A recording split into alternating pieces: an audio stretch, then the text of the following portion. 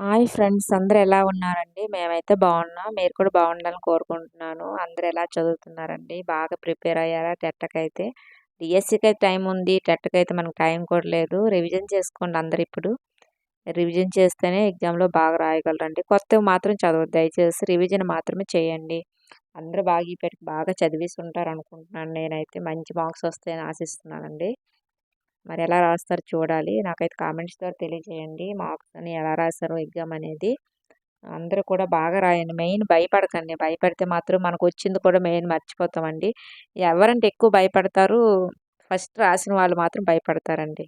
ఖచ్చితంగా. నేను కూడా అలానే భయపడ్డాను. ఫస్ట్ టెట్ రాసేటప్పుడు చాలా భయపడ్డాను నేనైతే. మాతోనే టెట్ అనేది స్టార్ట్ అయిందండి. చాలా భయపడిపోయాను. అలాగే డీఎస్సీకి కూడా చాలా భయపడ్డాను. ఎగ్జామ్ హాల్‌లో వెళ్ళగానే అస్సలు మైండ్ అంతా బ్లాక్ అయిపోయింది. అంత దీని మీద భయపడుతూ అసలు బాగానే వెళ్ళాను. ఎగ్జామ్ హాల్‌లో కూర్చోగానే చాలా భయపడిపోయాను. అది మాత్రం చేయకండి. ముందు ప్రిపేర్ అవ్వండి. ఏమి అవ్వద్దు. అసలు భయపడకుండా ఉంటేనే మనం బాగా రాస్తాం. భయపడితే అసలు వచ్చింది కూడా మనకి అసలు గుర్తుండదు. మెయిన్ అది భయపడటం వల్ల. అందువల్ల ఎవరు భయపడకుండా అందరూ బాగా రాయండి. తర్వాత డీఎస్సీ గురించి మనం మాట్లాడుకుందాం. ముందు టెట్ అవనియండి. టెట్ అవితే అప్పుడు డీఎస్సీ గురించి చూద్దామండి. అలాగే ఇప్పుడు టాపిక్ ఏంటంటే సైకాలజీ బిట్స్ అండి. సైకాలజీ మొత్తం చేస్తున్నాను. అసలు మీరు ఏవి చూడక్కర్లేదు. నా వీడియో చూసి సరిపోతుంది. అన్నీ కూడా నేను కవర్ చేసి చాలా వీడియోస్ పెట్టాను సైకాలజీకి సంబంధించి. ఈరోజు కూడా చాలా ఇంపార్టెంట్ బిట్స్. వీడియో మాత్రం స్కిప్ చేయకుండా చూడండి. నచ్చితే లైక్ చేయండి, షేర్ చేయండి ఫ్రెండ్స్. చాలా ఇంపార్టెంట్ బిట్స్. ఎవరు కూడా వీడియో మాత్రం స్కిప్ చేయొద్దు దయచేసి. ఓకే అండి. మనం ఇప్పుడు బిట్స్‌లోకి వెళ్దాము. పరిపక్వత అనేది జన్యు ప్రభావాల సంకలనం. స్వీయ పరిమితితో కూడిన జీవిత వలయంలో ఇది కార్యక్రమయుతంగా పనిచేస్తుంది అన్నవారు ఎవరు అంటున్నారండి? మనకి ఇక్కడ ఆప్షన్ 2 అండి. గ్రెసెల్ అండి. పరిపక్వత అనేది జన్యు ప్రభావాల సంకలనం. స్వీయ పరిమితితో కూడిన జీవిత వలయంలో ఇది కార్యక్రమయుతంగా పనిచేస్తుంది అన్నవారు ఎవరండి? గ్రెసెల్ అండి. నెక్స్ట్ మనకి రెండోది చూసుకుంటే క్రింది వానిలో సరికాని వాక్యాన్ని ఎంపిక చేయండి. క్రింది వానిలో సరికాని వాక్యాన్ని ఎంపిక చేయమన్నాడండి. మనకి ఇక్కడ ఆప్షన్ 2 అండి. వికాసాన్ని ప్రాగుక్తీకరించలేము అనేది సరికాని వాక్యం అండి ఇది. వికాసాన్ని ప్రాగుక్తీకరించలేము అన్నాడు. మిగతావన్నీ కూడా సరైనవే. వికాసం అవిచ్ఛిన్నంగా సాగుతుంది. వికాసం సంచితమైనది. వికాసం పరస్పర చర్య. ఇవన్నీ కూడా సరైనవే. వికాసాన్ని ప్రాగుక్తీకరించలేమనేది సరికానిదండి. మనకి ఇక్కడ ఆప్షన్ 2 అనేది కరెక్ట్ అవుతుంది. నెక్స్ట్ మనకి మూడోది చూసుకుందామండి. సమాంతర క్రీడల్లో పిల్లలు ఏంటండి? ఆప్షన్ 1 అండి. ఇతరుల ఆటను అనుసరిస్తారు వాళ్ళు. ఇతరుల ఆటను అనుసరిస్తారు. సమాంతర క్రీడల్లో పిల్లలు ఇతరుల ఆటలను అనుసరిస్తారు. నెక్స్ట్ మనకి ఫోర్త్ చూసుకుంటే పియాజే ప్రకారం అంతర్బుద్ధి దశలో పిల్లల్లో ఉండే పరిమితి ఏంటంటే మనకు ఆప్షన్ 4 అండి. అవిపర్యాత్మక భావన లోపం. అవిపర్యాత్మక భావన లోపం అండి. మనకు ఆప్షన్ 4 అనేది కరెక్ట్ అవుతుంది. పియాజే ప్రకారం అంతర్బుద్ధి దశలో పిల్లల్లో ఉండే పరిమితి అంటే అవిపర్యాత్మక భావన లోపం. నెక్స్ట్ మనకి ఐదవదండి. కోల్బర్గ్ ప్రకారం మంచి బాలుని నీతి కనబడే దశ ఏంటి? కోల్బర్గ్ ప్రకారం మంచి బాలుని నీతి కనబడే దశ ఏంటంటే మనకు ఆప్షన్ 3 అండి. సాంప్రదాయ స్థాయి 3వ దశ. సంప్రదాయ స్థాయి 3వ దశలో కోల్బర్గ్ ప్రకారం మంచి బాలుని నీతి కనబడుతుందండి. నెక్స్ట్ మనకి ఆరోది చూసుకుంటే పిల్లల మేధస్సులో భాషా గ్రహణ పరికరం ఉంటుంది అని అభిప్రాయపడిన వాళ్ళు ఎవరు అన్నాడండి. మనకి ఇక్కడ ఆప్షన్ 1 అండి. చోమ్స్కీ. పిల్లల మేధస్సులో భాషా గ్రహణ పరికరం ఉంటుంది అని అభిప్రాయపడిన వారు ఎవరంటే చోమ్స్కీ అండి. నెక్స్ట్ మనకి ఏడోది.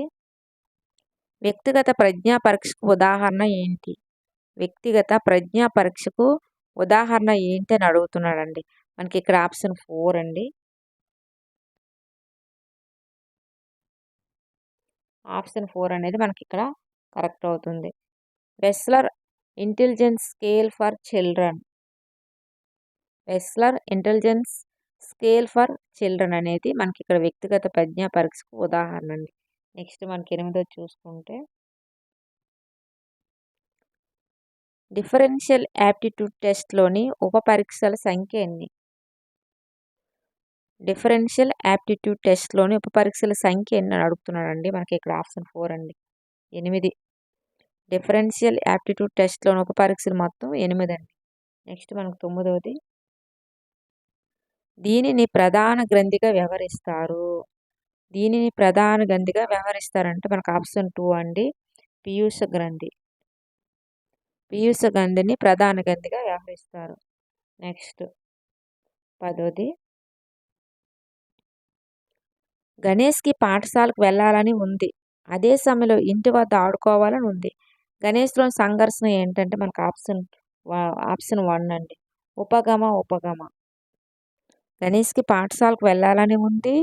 అదే సమయంలో ఇంటి వద్ద ఆడుకోవాలని ఉంది. గణేష్‌లోని సంఘర్షణ ఏంటి అంటే ఉపగమ అండి. నెక్స్ట్ 11వది. ప్రయోగ పద్ధతి గురించి సరికాని ప్రవచనం. సరికాని ప్రవచనం అండి. ప్రయోగ పద్ధతి గురించి సరికాని ప్రవచనం అంటే మనకు ఆప్షన్ 2 అండి. ఈ పద్ధతిలో వస్తునిష్టత తక్కువ ఉంటుందన్నారు. ఇది సరికాదండి. ప్రయోగ పద్ధతిలో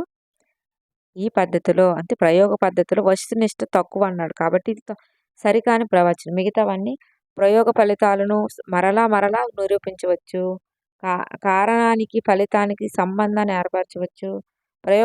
ప్రయోగ పద్ధతికి చాలా డబ్బు సమయం అవసరం.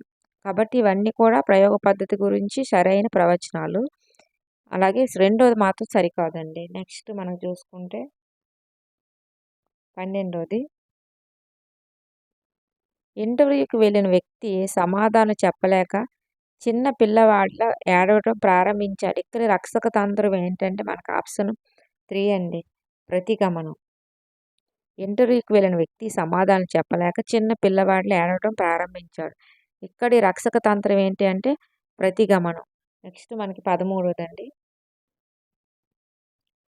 వుడ్ అనే పదం పలకటం నేర్చుకున్న వుడ్ అనే పదం పలకడం నేర్చుకున్న విద్య కుడ్ అనే పదం పలకడం నేర్చుకున్నప్పుడు ఉండే అభ్యాసన బదలాయింపు రకం ఏంటని అడుగుతున్నాడంటే మనకు ఆప్షన్ 1 అండి. అనుకూల బదలాయింపు. వుడ్ అనే పదం పలకటం నేర్చుకున్న విద్యార్థి కుడ్ అనే పదం పలకటం నేర్చుకున్నప్పుడు ఉండే అభ్యాసన బదలాయింపు రకం ఏంటంటే అనుకూల బదలాయింపు అండి. నెక్స్ట్ మనకి 14వది. ప్రస్తుత అభ్యాసన విషయాల పునఃస్మరణకు అవరోధంగా ఉండే అది ఏంటి అంటే మనకు ఆప్షన్ 1 అండి. పురోగమన అవరోధం. ప్రస్తుత అభ్యాసన విషయాల పునఃస్మరణకు అవరోధంగా ఉంటే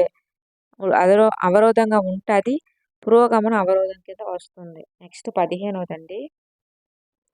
ఆనంద్ ఒక సంస్కృత శ్లోకాన్ని గంటన్నర సేపు చదివి నేర్చుకున్నాడు. 1 నెల తర్వాత అదే శ్లోకాన్ని తిరిగి నేర్చుకోవడానికి ఈసారి అతను 72 నిమిషాలు నేర్చుకోగలిగాడు. ముందైతే గంటన్నర పట్టింది నేర్చుకోవడానికి. తర్వాత 1 నెల రోజుల తర్వాత 72 నిమిషాల్లో నేర్చుకోగలిగాడు. అయినా అతని పొదుపు గణన ఎంత అంటే మనకు ఆప్షన్ 1 అండి. 20%.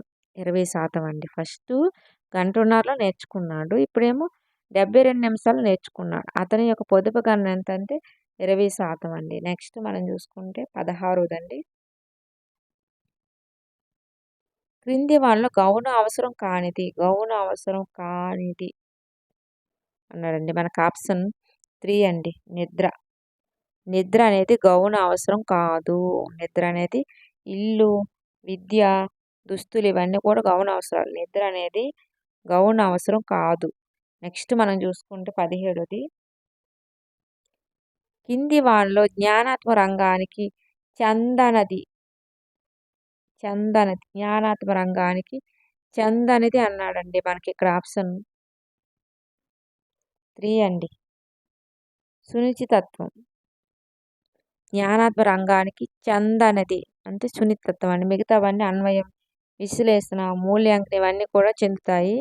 ఈ సునిశ్చితత్వం అనేది చెందదు జ్ఞానాత్మక రంగానికి. నెక్స్ట్ 18వది. వైగోట్స్కీ ప్రకారం పిల్లల్లో సాంఘిక ప్రసంగం ప్రారంభమయ్యే వయస్సు అన్నాడండి. మనకు ఆప్షన్ 2 అండి. 2 సంవత్సరాలు.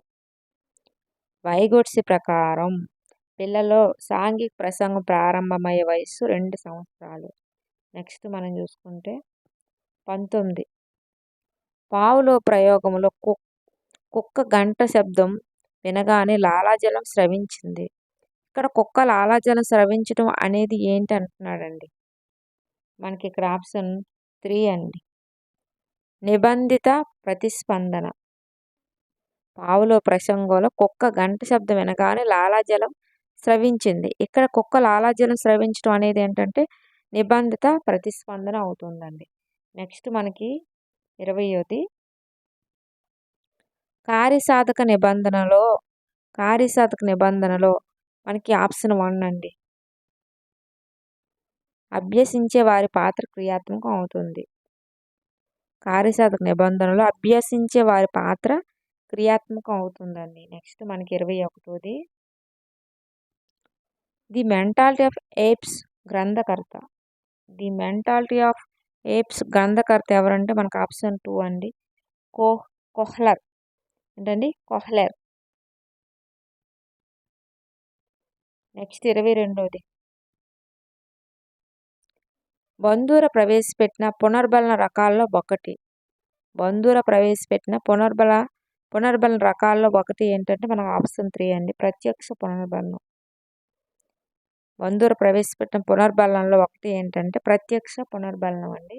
నెక్స్ట్ మనకి 23ది ఆర్టీ చట్టం 2009 ప్రకారం ఒక ప్రాథమిక పాఠశాల విద్యార్థులు 98 మంది ఉంటే ఆ ప్రాథమిక పాఠశాలకు కావలసిన ఉపాధ్యాయుల సంఖ్య ఏంటంటే మనకు ఆప్షన్ 3 అండి. 4. ఆర్టీ చట్టం 2009 ప్రకారం ఒక ప్రాథమిక పాఠశాల విద్యార్థులు 98 మంది ఉంటే ఆ ప్రాథమిక పాఠశాలకు కావలసిన ఉపాధ్యాయుల సంఖ్య ఎంతమంది అంటే 4 అండి. నెక్స్ట్ 24ది నిర్దేశక మంత్రణం ప్రవేశపెట్టిన వారు ఎవరంటే ఆప్షన్ 1 అండి. విలియమ్సన్ అండి. నిర్దేశక మంత్రణం ప్రవేశపెట్టిన వారు విలియమ్సన్. నెక్స్ట్ మనకి 25ది సహభాగి నాయకత్వంలో నిర్ణయాలు తీసుకునేటప్పుడు నాయకుడు సభ్యుల అభిప్రాయాలకు ప్రాధాన్యతను ఇస్తాడు. సహభాగి నాయకత్వంలో నిర్ణయాలు తీసుకునేటప్పుడు నాయకుడు సభ్యుల అభిప్రాయాలను ప్రాధాన్యత ఇస్తాడు. ఇది సహభాగి నాయకత్వంలోకి వస్తుంది. నెక్స్ట్ మనకి 26దండి డిస్గ్రాఫియా అనేది ఏంటంటే మనకు ఆప్షన్ 3 అండి. రాతపరమైన వైకల్యం ఉన్న వాళ్ళకి డిస్గ్రాఫియా అని అంటాము. నెక్స్ట్ మనకి 27 బోధనా క్రమంలో క్రియాత్మక పద్ధతి, చిత్ర ప్రతిమ పద్ధతి మరియు ప్రతీకాత్మక పద్ధతులను ప్రతిపాదించిన వాళ్ళు ఎవరు అన్నారండి. మనకి ఇక్కడ ఆప్షన్ 2 అండి. బ్రోనర్. బోధనా క్రమంలో క్రియాత్మక పద్ధతి, చిత్ర ప్రతిమ పద్ధతి మరియు ప్రతీకాత్మక పద్ధతులు ప్రతిపాదించిన వారు ఎవరంటే బ్రోనర్ అండి. నెక్స్ట్ మనకి 28ది ప్రకల్పన పద్ధతిలో మొదటి సోపానం ఏది? ప్రకల్పన పద్ధతిలో మొదటి సోపానం ఏంటంటే మనకి ఇక్కడ ఆప్షన్ 1 అండి. పరిస్థితిని కల్పించడం. ప్రకల్పన పద్ధతిలో మొదటి సోపానం ఏంటంటే పరిస్థితిని కల్పించడం. నెక్స్ట్ 29ది ఎన్సిఎఫ్ 2005లో 2వ అధ్యాయం దీని గురించి తెలుపుతుంది. ఎన్సిఎఫ్ 2005లో 2వ అధ్యాయం దీనిని గురించి తెలుపుతుంది అంటే మనకి ఇక్కడ ఆప్షన్ 1 అండి. అభ్యాసనం జ్ఞానం. ఎన్సిఎఫ్ 2005లో 2వ అధ్యాయం అభ్యాసం జ్ఞానం గురించి తెలుపుతుంది. నెక్స్ట్ మనకి 30దండి లాస్ట్ బిట్ ప్రక్షేపిత ఉపకరణానికి ఉదాహరణ ఏంటంటే చలనచిత్రాలు. ప్రక్షేపిక ఉపకరణానికి ఉదాహరణ ఏంటంటే చలనచిత్రాలు. ఇవండి ఈరోజుకి 30 బిట్స్. చాలా ఇంపార్టెంట్ బిట్స్ అండి ఇవి. ఒకసారి 2-3 సార్లు చదవండి, గుర్తుంటాయి ఖచ్చితంగా. చాలా ఇంపార్టెంట్ బిట్స్. మొత్తం స్కిప్ చేయకుండా చూడండి. ఫస్ట్ స్కిప్ చేసిన రెండోసారి అయినా చూడండి. చాలా ఇంపార్టెంట్ బిట్స్. ఇలాంటి వీడియోస్ చాలా చేస్తానండి. కంటెంట్స్ కూడా చేస్తుంటాను. ముందు చేశాను, మళ్ళీ చేస్తున్నానండి. ఒకసారి ఛానల్ చెక్ చేసుకోండి కొత్త వాళ్ళు అయితే. చాలా ఇంపార్టెంట్ బిట్స్. మీకు కానీ వీడియో కానీ నచ్చితే లైక్ చేయండి, షేర్ చేయండి, సబ్స్క్రైబ్ చేయండి ఫ్రెండ్. చాలా ఇంపార్టెంట్ బిట్స్. నేను ఇక్కడ 4 ఆప్షన్లు ఇస్తున్నారు. కొంతమంది 4 కూడా చదువుతారు. నేను 4 చదవట్లేదు. ఏది ఇంపార్టెంటో అది మాత్రమే చదువుతున్నానండి. 4 చదివినా అక్కడ మనకు వేస్టే కదండి టైం అనేది. మీకు కూడా అక్కడ వెయిట్ చేసినట్టు వెయిట్ చేపించినట్టు ఉంటుంది. అందువల్ల కరెక్ట్ అనేది మాత్రమే చెప్పడం జరుగుతుంది. అదండి ఈరోజు టాపిక్ సైకాలజీ గురించి చెప్పడం జరిగింది. రేపు మరొక వీడియోతో మళ్ళీ కలుసుకుందామండి. అందరూ బాగా చదవండి. Take care. హెల్త్ కూడా చాలా జాగ్రత్త అండి. ఓకే అండి.